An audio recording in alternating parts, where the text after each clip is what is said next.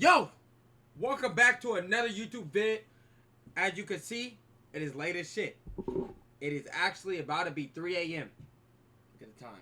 I don't know if we'll focus in, but it's about to be 3 a.m. Now you're probably asking, why are you up at 3 a.m., nigga? Well, let me tell you this. I reacted to Fatboy Dip versus Silky on stream maybe 30 minutes ago. I made some food because I haven't ate all day and then decided I'm going to start clipping the VOD today.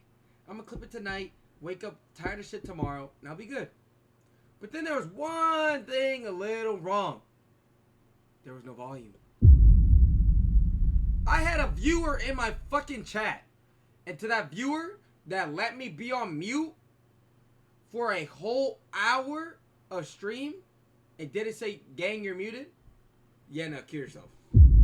I hate you, let's die. I hate you, let's die. But I thought in bed, I said, maybe I should just go to bed. And I said, nah. You know what makes 1% of every creator? That top 0.1%? The nigga that will get out of his nice bed, butt booty naked, throw back on his clothes, wash his hands, and make another stream so then we can react to a vid. So then we have clips, and we also have a YouTube video for tomorrow. So without further ado, shout out to T-Banks for the inspo. We got the most painful airplane deaths ever. Now, if you're not into airplanes or you've never been on, trust me, you're not going to go on for another like maybe 3 years. After seeing this video, you might not go on one ever in your life or 3 years. And I know a lot of people are scared of going on planes because of Final Destination, but shit, that shit's sci-fi. Get over it. Alrighty, let's get into the video. The 20-minute incident. It was supposed to be an ordinary flight from New York to Dallas. Instead, it turned into one of the most horrifying mid-air tragedies in US aviation history. On April 17th, 2018, a woman would board a Boeing 737 carrying 149 people to take a trip back to her home in Albuquerque, New Mexico. On Southwest Airlines, passengers aren't assigned specific seats. They simply just band together in groups and pick any seat that's available. Oh God, Southwest, shout out to those niggas. I've always flown on Southwest. I don't know how niggas ride on Spirit. I've heard crazy shit about that. However, tell me why. Whenever you're last in line, you're sitting next to the most craziest niggas. I'm the nigga that when I get into an airplane, I sit next to the window by myself and I look at every single person in the alley. I'm me mugging the fuck out of you niggas. Because I do not want nobody sitting next to me. I know it's not my plane, but let me at least imagine me being in first class. Okay? Poor man's dreams. Let's get it.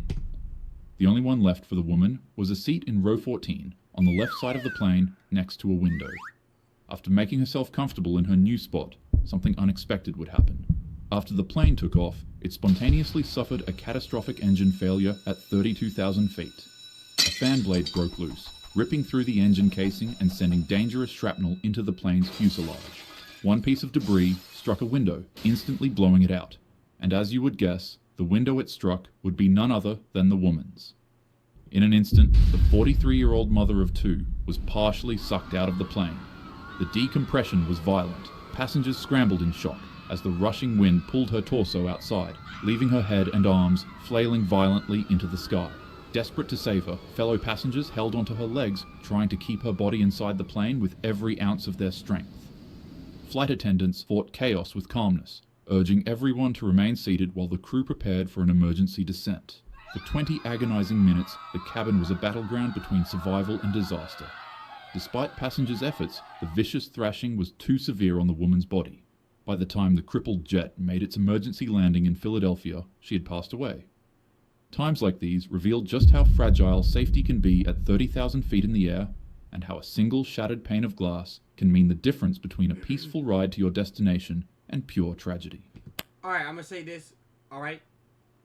What is y'all favorite window? What is y'all favorite airplane seat? Because before, my shit used to be the window seat. After seeing that shit, I will sit in the middle. Hell, nigga, I gladly sit in the fucking alleyway. I'd rather let niggas watch me like low-key like this. You know how niggas be... I'd rather niggas watch me slumped as a motherfucker than whatever happened to that bitch. Dead ass. Dead ass. Dead ass. I'm not sitting next to the window for the next 5 years. The photo incident. It was a desperate escape. A young boy longed for adventure, for freedom beyond the confines of his home in Sydney, Australia. On February 21st, 1970, he slipped past security at the Sydney airport and crawled into the wheel well of a DC-8 jet that was headed for Tokyo. He thought he'd hidden himself safely away and that he was ready to be carried across the world. But stowaway flights carry a fatal flaw. Moments after takeoff, the landing gear began to retract. While the plane was flying, the wheel well doors opened and the boy was suddenly exposed to the rushing sky. With no warning, he tumbled out, plummeting 200 feet to the ground with his body slamming into the earth as horrified witnesses looked on. In a tragic twist, a photographer testing out a new camera. That is some dumb nigga shit. I'm sorry, we ain't even finished the fucking death. But no fucking day in this earth, no offense, have I ever thought, I'm broke as shit, I'm gonna sneak on this flight. And on top of sneaking on this flight, you know what I'm gonna do? I'm gonna go in through the fucking wheel. Niggas gotta be smarter than this. That is some white nigga shit. I'm not gonna lie to you. That's white people shit. Lenz wanted to give the device a try. He thought to himself, what's more breathtaking to photograph than a plane on the verge of takeoff? As he positioned himself and his new camera lens to take a photo of the plane flying, he would accidentally and unknowingly capture the boy's final fall. This incident would leave behind a tragic and haunting image of a body suspended midair just seconds. I can't even say nothing no more. God damn, nigga, I lost my voice. I can't even say nothing no more, because, like, seeing the photo makes it that much more real. I'm not gonna lie to you. Damn. Before doom. His parents were devastated. Reports show that in response to him running away, they would travel with him overseas to satisfy his adventurous spirit. But even at that, he still kept running away, so they sent him to a boarding school to keep him grounded and protected. Nonetheless, the boy still escaped. I won't lie, it's cases like these that kinda put a damper on my mood. And as much as I talk about physical health and its safety on this channel, mental health is just as important. And so I'm happy to thank today's sponsor, BetterHelp. We cover a plethora of tragic... No, nigga, we're not letting you get this off. Emily and I have personally turned to therapy to work through our own trauma.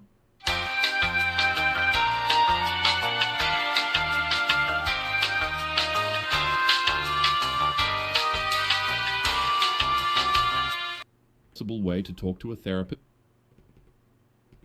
Next death. Airports are supposed to be gate. Oh, hell no, nigga. Blender incident? Oh, fuck no, nigga. No, we're not doing that. We're not doing that. Ways of excitement, the place where journeys begin. But for one man at the Milan Malpensa airport, the runway became a place of unimaginable shock.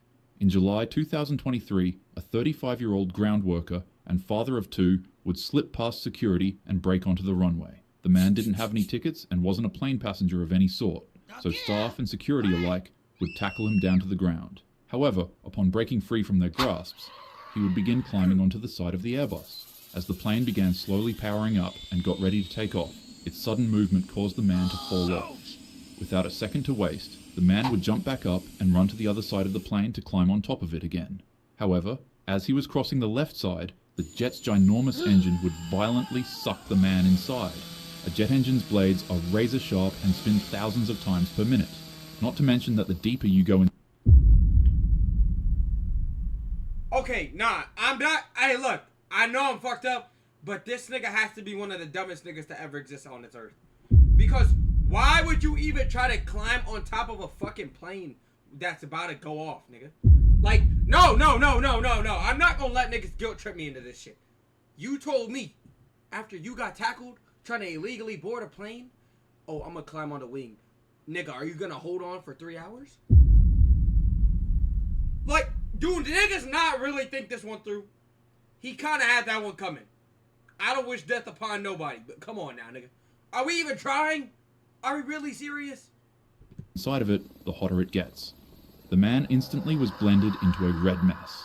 His remains were unrecognizable, and the only things that were assumed to be left behind were pieces of bone, tissue, and shredded clothing. Witnesses like the aircraft marshal said the force was so sudden and violent that there was absolutely no chance of escape. He'd go on to say that one moment, as the marshal, he was guiding the plane into position. The next moment, he sees the powerful vacuum of the engine ripping a man from the ground and dragging his body into its spinning blades. The sound was deafening. Passengers on board watched in shock, realizing what had just happened. Authorities later confirmed that the man passed away instantly. Colleagues described him as cheerful, hardworking, and devoted to his family. But his passing was a chilling reminder of the brutal physics at play in aviation. One simple misstep of being too close to an active engine can erase a life in seconds, or maybe even quicker. The ghost... I will never walk near a plane. Ever. Ever. When I get a private jet, I'm not going near that hoe. I'll buy it just to have it. Plane incident. Deadass. That is fucking insane. I still can't get over the fact that this nigga really tried to jump on that bitch.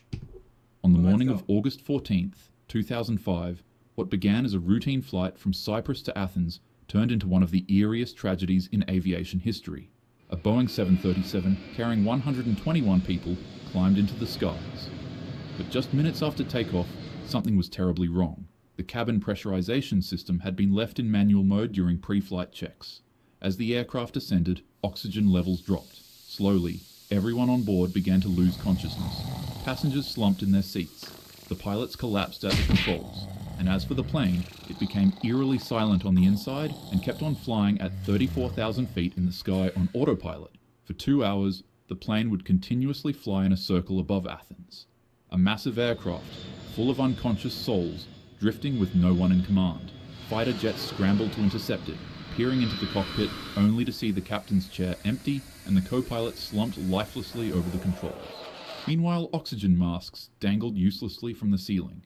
But then, one man moved. Flight attendant Andreas Prodromou had regained partial consciousness thanks to a portable oxygen supply. In a desperate final act, he entered the cockpit and tried to save the aircraft. Witnesses believe he attempted to steer it away from Athens, sparing the city from catastrophe. At 12:04, nearly 3 hours after takeoff, the plane eventually ran out of fuel. Despite the man's efforts to try to land it properly away from the city, the Boeing plunged into a hillside near Grammatiko in Greece, leaving nobody on board to survive its crash. Investigators concluded it was a costly mix of human error and mechanical oversight. Alrighty. So, what's going to happen is we're going to do throwbacks whenever we want to go to our next trip. If me and the guys want to go to a new country, I'm asking these niggas, make sure your shit's in automatic, not manual. I'm going to tell these niggas, we're taking ship. Just how they had us like on a slave, just how they had us on the slave ship, I'm not going to lie to you. We're going to have to run that shit up again. That ass. I don't care. I know the ocean's scary, and there's aliens down there, but I'm not going through that. Not going through that. A simple switch left in the wrong position. A mistake no one caught in time. Although devastating, the lives on the plane are still remembered till this day. Especially the heroic man who was able to veer the plane away from Athens City and stop it from crashing on hundreds of unsuspecting citizens. Oh, the humanity. On May 6th, 1937, a luxurious German passenger airship, marketed as the peak of elegance and wealth, attempted to dock at the Lakehurst Naval Air Station in New Jersey after a transatlantic flight. Dozens of spectators gathered to watch the massive Zeppelin. It was 804 feet long, which is nearly twice the length of a Boeing 747. It also weighed nearly 500,000 pounds. But it only... How did you get that bitch in the air? Hey, bro. Fat motherfuckers can do it then. Damn. Do you know how much that weighs? It carried 97 people. The beautiful airship began to descend from the clouds, preparing itself to land. Then, without warning, disaster struck. You see, the ship was maneuvering during a thunderstorm and garnered a static electric charge within its metal frame. Normally, this wouldn't be too much of an issue if the ship was using helium, as it was quite literally designed to use it. But for political reasons in 1937, the United States refused to export helium to Germany. Wait. Niggas had helium back then?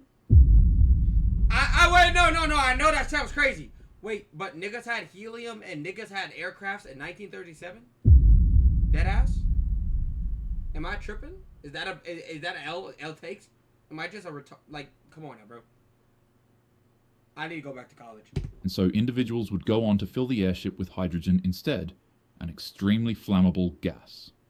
Even though the Germans knew this was very dangerous, they did it anyway. And so, as the Hindenburg hovered above the mooring mast, it dropped its landing ropes, which is theorized to have created a spark. In a flash, gigantic flames erupted near the tail of the ship, and within seconds, the entire airship was engulfed in fire, while it was still flying in the sky. The hydrogen gas keeping the Zeppelin afloat ignited into a breathing inferno, turning the proud airship into a falling torch as it floated 200 feet off the ground. People inside struggled for survival as the interior became an oven of smoke and flames. Many people and others collapsed from smoke inhalation. Ultimately, passengers became faced with the horrifying reality that their only escape from the ship was to jump 200 feet to the ground.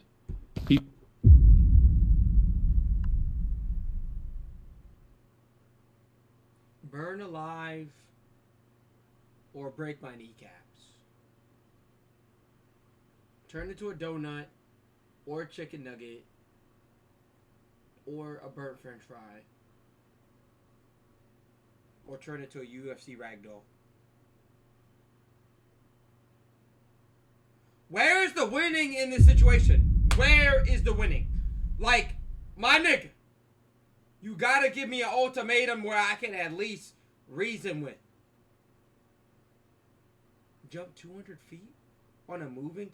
Nigga, imagine... You know how niggas fall out of a car and they do the tumble roll? Now imagine doing that 200 feet in the air. Be my fucking guest. Be my fucking guest. People leapt from the burning craft as it collapsed to the ground in just 34 seconds.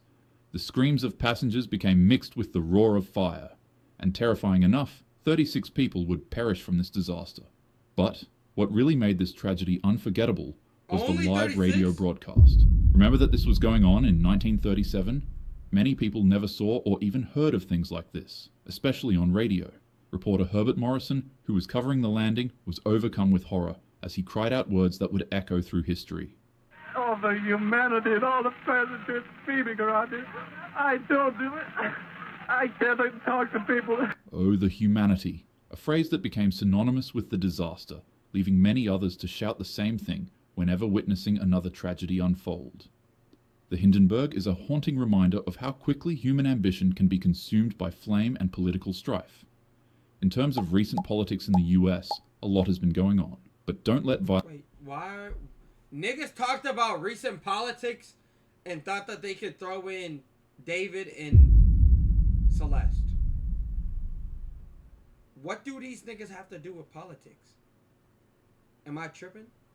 No, dead ass. Look. Look. Do you see that? What does David in the murder case have to do about this? R.I.P. my nigga Celeste. violence scare you, and don't let strife divide you. Love your neighbor going on, but don't 3 people in that photo are dead. That's great. Don't let violence scare you, and don't let strife divide you. Love your neighbor as you would love yourself, and treat others how you wish to be treated. Keep your head up always, and as usual, have a happy day. That's it?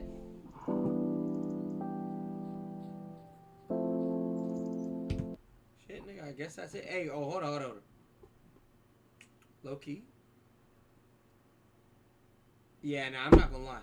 Do we react to another one? That was 11 minutes? Nah, I gotta get another one. I'll react to another one. Shout out to this nigga. Nigga making mad. Oh, nigga, hella subs. Oh, most painful zookeeper deaths. Let's get this.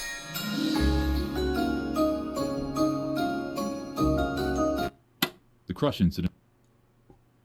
I may make this into 2 different vids, Loki. Yo! Welcome back to another, also known as JJ video. We are live on Twitch. Make sure you guys tap in. We are live Monday through Friday, but this week we are going to be live on Sunday. So be there. I know you niggas have been wanting me to stream on the weekend, so be there. Sunday night, to be specific. Anywho, we just reacted to one video. If you didn't watch that last video, make sure you check it out. I'm probably going to put it at the end of this video. You already know what to do. Make sure you smash that like button and subscribe. All right. We got most painful zookeeper deaths ever. Last video was a little short, so I decided to react to a second one. Let's get it. It was supposed to be the trip of a lifetime. A married couple from New Jersey traveled to Zambia for a safari. It was a chance to see the wild up close, to experience Africa's rivers and its wildlife in their most natural form. But unfortunately, nature has no script. And in an instant, paradise turned into pure horror. The couple joined a group boat traveling down the Zambezi River. The water looked calm, and the banks were filled with life by the singing of birds. Buffaloes, waterbucks, and eagles were just some of the absolutely gorgeous animals they were able to see. Then, without warning, Is it crazy that, like, when you live in the suburbs, in the city, like, no bullshit, I low-key be forgetting that animals exist. I'm not gonna lie, I be thinking that the only animals that exist are cats, dogs, and birds, my nigga, deadass. Maybe, like, your occasional, like, guinea pig. But, like, that's about it. I don't be thinking about, like, actual life. Like, I got a tiger on my arm. But I be forgetting this shit is actually real. Like, this shit is out there. I'm not going out there to see it, though. I'm gonna be honest. I'm not seeing no animals unless it's in a zoo enclosure. I don't care. And even then, I might not go either. They gonna have this nigga in, like, a cubicle or something. Because I'm not gonna let this nigga jump out the enclosure. Nigga done studied how to get out the enclosure for the last 365 days. And then, when I decide to get that zoo ticket, now this nigga want to turn into a ninja. Boom, boom, boom. But jumping off walls, clawing off shit. Now he pouncing on my face, ripping my face off. Now I'm good. I'm good. boat was struck. By what, you ask? Well, they didn't know. But it was something that rammed the boat so powerfully that its impact capsized the vessel. All of the tourists were thrown out of the boat into the water in pure confusion. Then that's when they saw it. An 8,800-pound hippo, one of the deadliest animals in Africa, sat there in the water, glaring menacingly at each tourist. But it wasn't just sitting and doing nothing. As it arose out of the water, it revealed that it was carrying the man's wife in its mouth. Amidst all the chaos of the boat flipping over, he didn't notice when she went missing. Her head and torso were trapped between the hippo's jaws, and she struggled to escape. But, instantaneously, it snapped its mouth down, crushing her head and torso like it was nothing. The tourists broke out into a full-on frenzy to escape for their lives. Meanwhile, the hippo thrashed the woman's body carelessly in the water, leaving absolutely no chance of survival for the poor 70-year-old woman.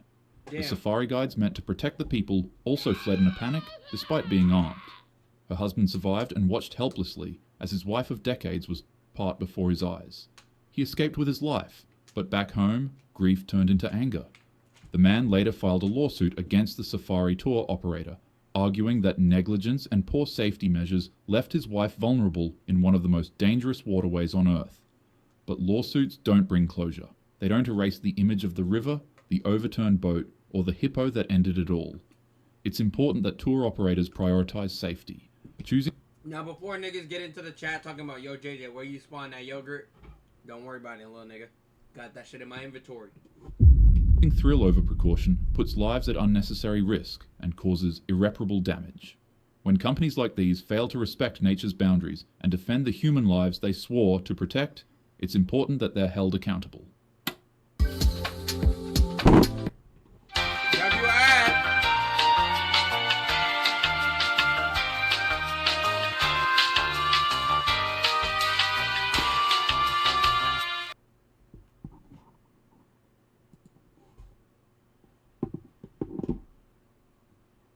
Scene. But during the city's annual festival, the line between celebration and catastrophe vanished. A 23-year-old drinking one too many beverages would begin enjoying himself a little too much at the festival. As he walked around the zoo, intoxicated, he would stumble across a bear enclosure. The man would look left and look right and see that nobody was watching. For him, he was set on making his festival a whole lot more awesome.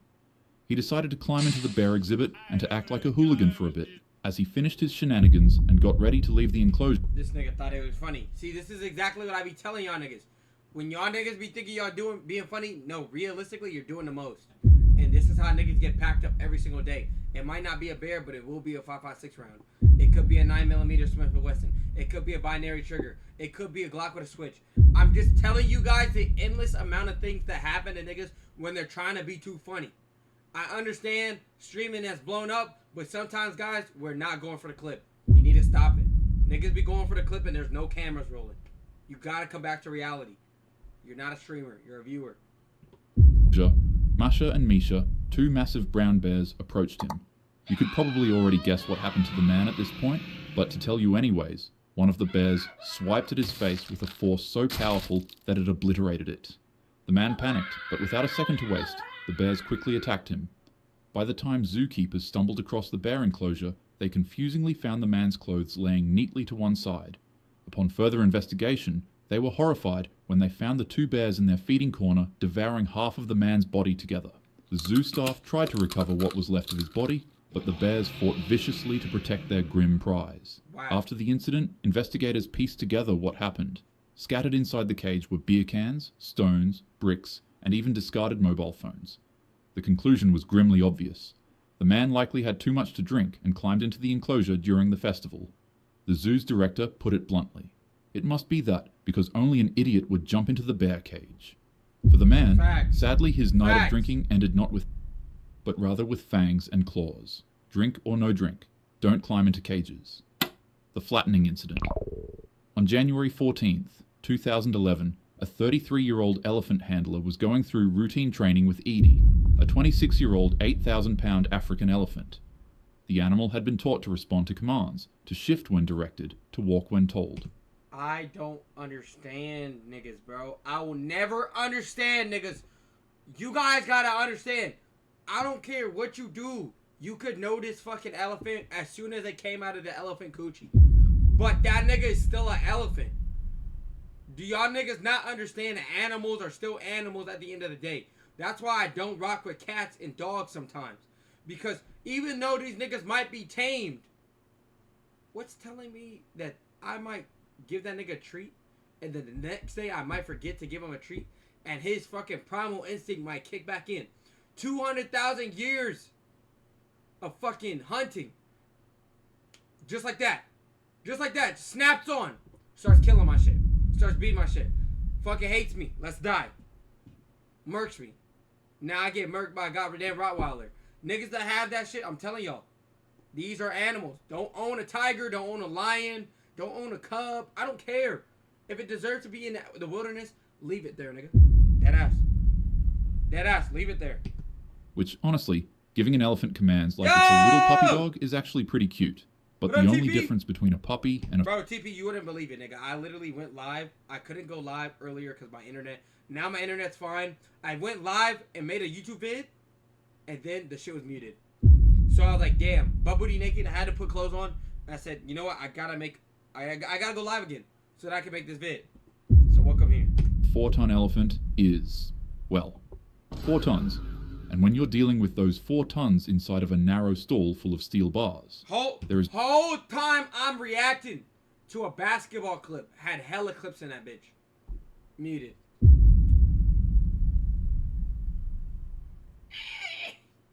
no room for error. After receiving a command, Edie shifted her massive body backwards. But, inconveniently enough, the woman was suddenly pinned behind the elephant. The gargantuan animal pressed her into the metal bars of the enclosure, trapping her under several tons of force. What was a bit of a minor annoyance quickly Nah, she didn't get trapped, nigga. She's an eater. I don't care. She did not get trapped, nigga. She's a fucking munch. She was trying to eat that ass. She got a little too comfortable with the elephant. Got trapped between the enclosure, trying to eat some booty. Niggas die over cheeks every single day. This is the first time that we've seen it from a female. She's an eater. Shout out to her. D1 eater gone. R.I.P. transformed into panic when the woman realized that the elephant was still moving backwards. Her face pressed against the steel bars of the stall, and her body began getting crushed between the weight of the elephant and the building. Another handler showed up, and upon witnessing the situation, they quickly shouted commands desperately to get the elephant to move. The elephant finally obeyed, but not before flattening the girl against the metal bars. When the elephant walked forward, the woman's body fell to the ground, crushed, flattened, and broken. She was quickly rushed to the hospital, but unfortunately there Do y'all think she was a baddie? You think she was a baddie, TP? Deadass, do you think she was a baddie? wasn't much that doctors could do to save her. Zoo officials later called it a tragic accident, saying Edie was simply responding to her training. Experts like Jack Hanna explained it plainly. When something up to 4 tons pushes you against a wall inside tight quarters, you simply just don't have a chance. Facts.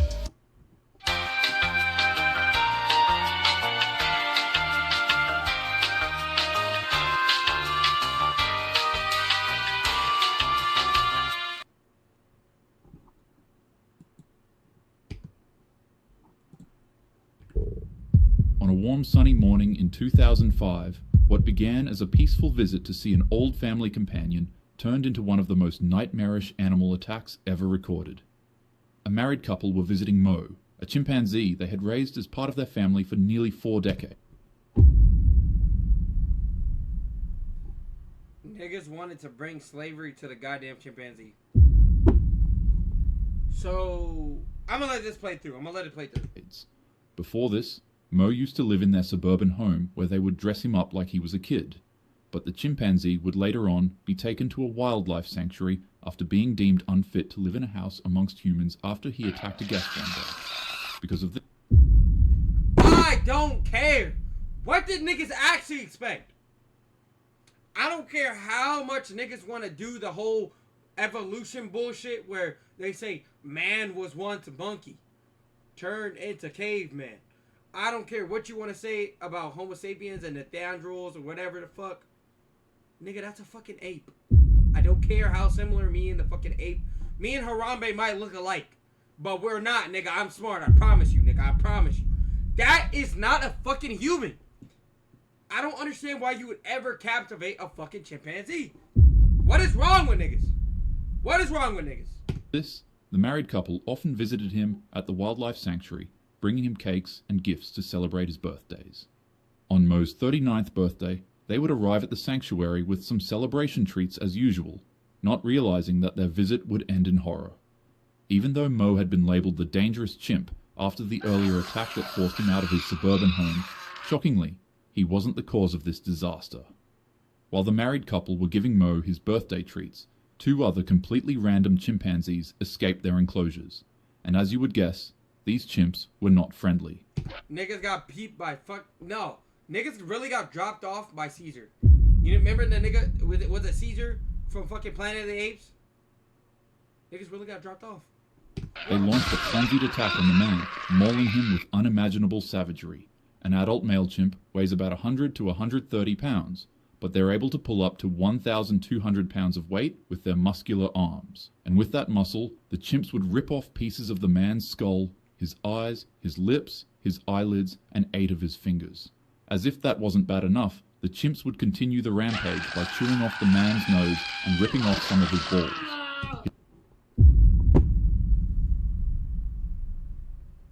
No! Nigga got his balls ripped off? Yeah, gang, GG's. I'm not gonna lie to you. I'm not going next to no zoo enclosures. Fuck all that. We need to free them niggas. Let them niggas roam around in Africa in the Sahara Desert. Or whatever. The Amazon rainforest. Let them niggas be out there. Because I be damned if I go... Why would I even put myself in this situation? Oh, I grew up with this monkey, so I'm gonna give it a treat. Oh, wait. Their best friends are over there. This nigga lost his nuts. This, like... Look, chat. Look. This nigga lost his nutsack. An animal ripped his balls off. His scrotum, straight from it. Just easy. Like he was plucking a fucking grape from a stem.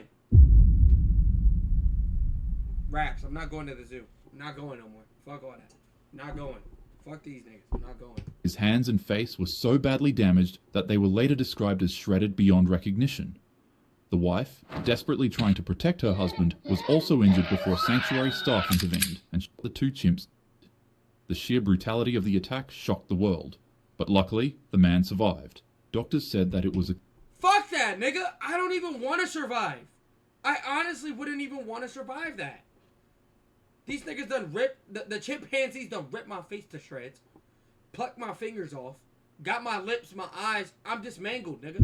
I'm looking like a fucking... A potato head, my nigga. I'm looking like Mr. Potato Head. But then they also took my balls. Gang, I can't even nut no more. What's the point of life? I can't nut no more. Dead ass. complete miracle, as his injuries were beyond what most humans could endure. The incident became infamous not just because of its horrificness, but because of the controversy it raised.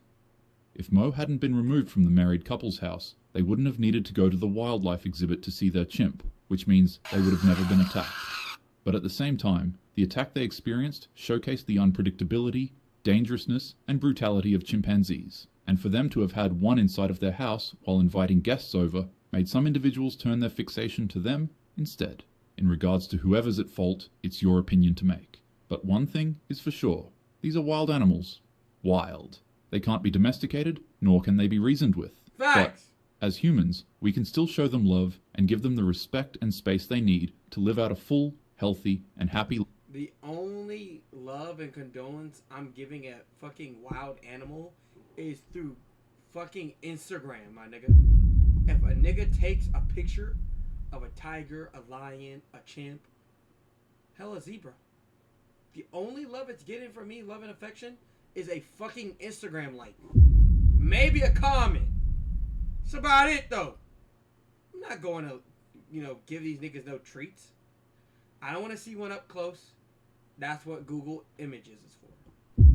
I'm not doing myself. I'm not going to lose my nuts to no animal, bro. I'll be damned if an animal rip my balls off, bro. Real Life, fast. without endangering any of the other lives around us. Respect nature and your neighbor, and the world goes round. Now, go and have a happy day. Yo! Make sure you fucking... I'm going to leave a like. And since I left the like for the YouTube fam, make sure... Wait, fuck. Oh my god, nigga. I just had the craziest brain fart. Make sure you leave a fucking like and also comment and subscribe. Let me know what more you want me to react to. It's been also known as JJ. It's been a great night. It is currently 3:30 almost. I'm going to bed. I love all of my niggas. Hey, TP, shout out to you. You stay safe. I'm out of here, nigga.